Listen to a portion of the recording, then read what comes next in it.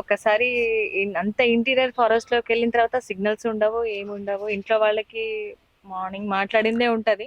మనం ఒకసారి లోపలికి వెళ్ళిన తర్వాత మళ్ళీ వాళ్ళని కాంటాక్ట్ చేయడం కుదరదు.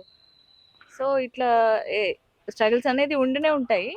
ఒకసారి లైన్ ఆఫ్ కంట్రోల్ ట్రెంచ్ తీసేటప్పుడు నైట్ నైట్ కూడా మిషన్ పనిచేస్తూ ఉంటది కాబట్టి ఊరు వాళ్ళందరూ తాగేసి వచ్చి మిషన్ మీద అటాక్ చేశారు అర్ధరాత్రి.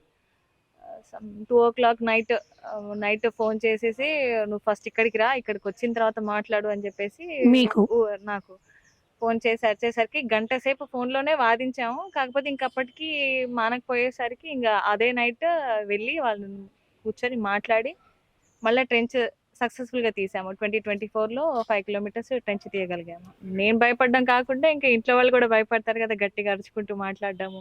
నైట్ అర్ధరాత్రి ఫోన్లు వస్తూ ఉంటాయి, భయపడుతూ అవును. ఉంటారు కదా, వాళ్ళు గట్టిగా బెదిరించడము. ఇప్పటికీ నేను వెళ్ళినా బెదిరిస్తూనే ఉంటారు, పేరు పెట్టేసి ఇప్పటికీ పేరు పెట్టి బెదిరిస్తూనే ఉంటారు.